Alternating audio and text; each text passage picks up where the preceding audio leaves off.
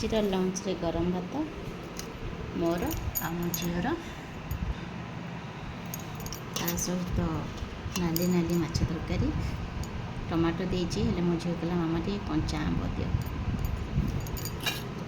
କଞ୍ଚା ଲଙ୍କା, ପିଆଜ, ପାମ୍ପଡ଼ ମୋ ଫେଭରାଇଟ୍, ତା ସହିତ ଆମ୍ବ। ଟେଷ୍ଟ କରି କହିବା କେମିତି ହେଇଛି। ଦେବି ଝୋଳ?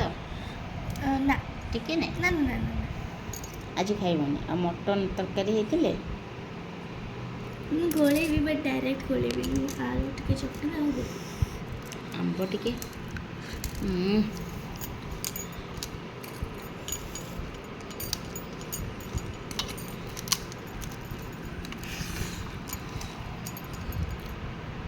ମସ୍ତ ଲାଗୁଛି। ଦେଖ ମୁଁ ବି ଗୋଳେଇଛି, ଆଳୁ ସହିତ। ସେ ଆଳୁ ସହିତ ଗୋଳେଇଛି, ମୁଁ ଖାଲି ଗୋଳେଇଛି। ବହୁତ ବଢ଼ିଆ ଲାଗୁଛି। ମୁଣ୍ଡରେ କିଛି ନାହିଁ, ଫମ୍ପା ମୁଣ୍ଡ। ଫିର୍ ବି ଖାଇବି।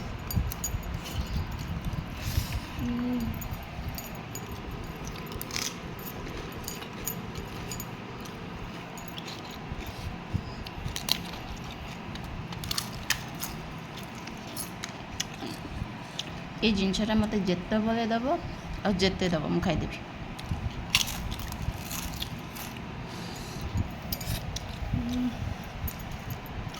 ମସ୍ତ ଲାଗୁଛି ଝୋଳଟା। ଜମିଗଲା।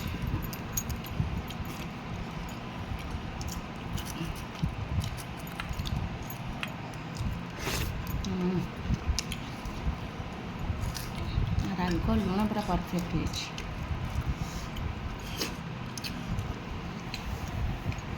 ମାଛଟା ବୋଧେ ଛୋଟ, ମୋ ପିସ୍ ଗୁଡ଼ା ଛୋଟ ଛୋଟ ବାହାରିଛି। ବଢ଼ିଆ ଲାଗୁଛି। ଭଲ ଲାଗୁଛି।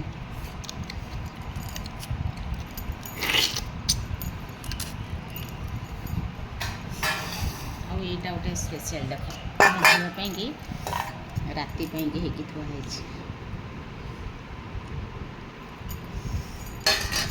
ଏଇଟା ରାତିକି ଖାଇବ, ଅଣ୍ଡା ତରକାରୀ।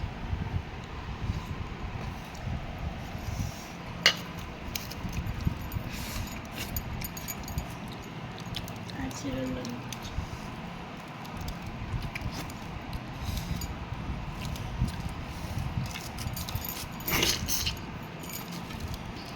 ଆମ୍ବଟାକୁ ଚାରିପଟୁ କଞ୍ଚା ହେଇଯାଇଛି, ପ୍ରବଳ ମିଠା ଆମ୍ବ।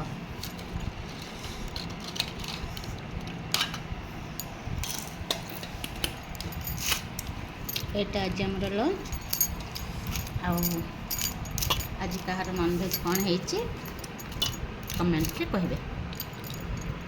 ମାଛ, ଚିକେନ୍, ମଟନ୍, ଅଣ୍ଡା, ଚିଙ୍ଗୁଡ଼ି, କଙ୍କଡ଼ା, ଆଉ ବାକି ଯାହା ରହିଲା ନା ଝିଅ?